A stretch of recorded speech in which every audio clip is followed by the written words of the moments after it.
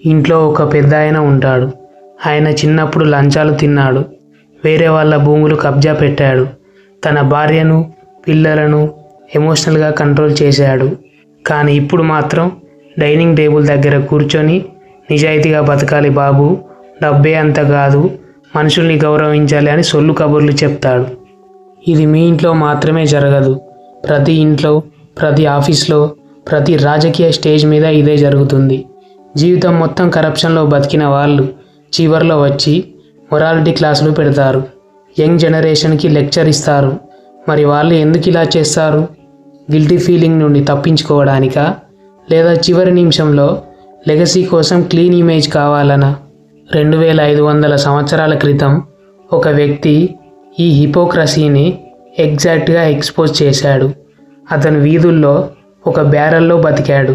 పట్టపగలు లాంతర్ పట్టుకొని నిజాయితీపరుడైన మనిషి కోసం వెతుకుతున్నాను అని సిటీ అంతా తిరిగాడు. అతని పేరు డయాజినస్. డయాజినస్ పుట్టింది సీనోప్ అనే గ్రీక్ నగరంలో. అతని తండ్రి ఒక బ్యాంకర్. నకిలీ నాణాలు తయారు చేసిన నేరానికి జైలుకి వెళ్ళాడు. ఆ సంఘటన డయాజినస్ను షాక్ చేసింది. తండ్రి డబ్బు కోసం తన విలువల్ని తాకట్టు పెట్టడం చూశాడు. అప్పుడు అతనికి ఒక ప్రశ్న వచ్చింది. సమాజం మొత్తం ఇలానే ఫేక్ కరెన్సీ మీద నడుస్తుందా?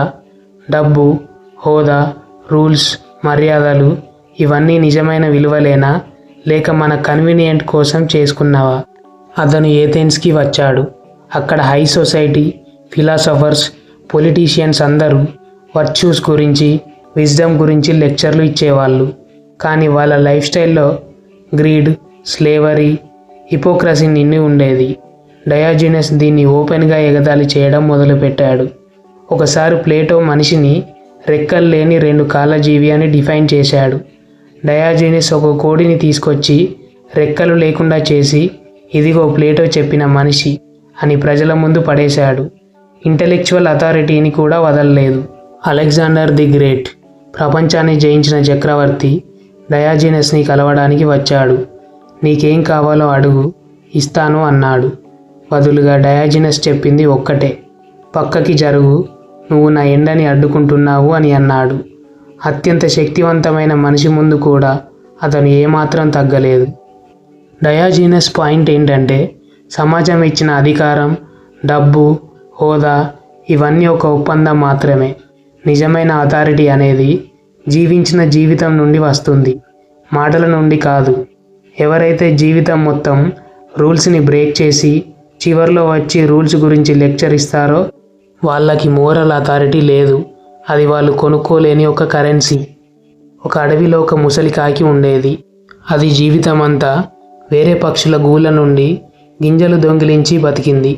ఒకసారి ముసలి కాకి ఒక చిన్న పిచ్చుక దగ్గరికి వెళ్ళి ఇలా అంది, ఒరే చిన్నోడా, కష్టపడి సంపాదించు, దొంగతనం చేయకూడదు అని అంది.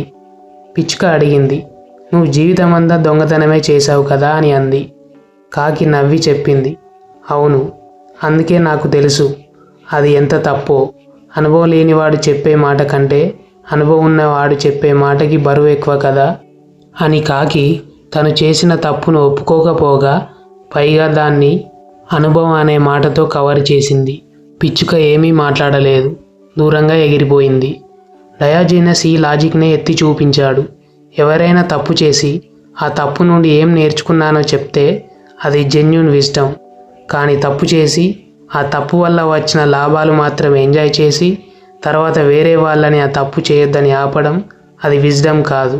అది పవర్ మెయింటైన్ చేసుకునే ఒక టెక్నిక్. పాతతరం చేసేది సరిగ్గా ఇదే. వాళ్ళు తమ కాలంలో ఎక్స్ప్లాయిట్ చేసిన ఆ సిస్టమ్నే ఇప్పుడు కొత్త తరానికి మోరల్గా ప్రజెంట్ చేస్తారు.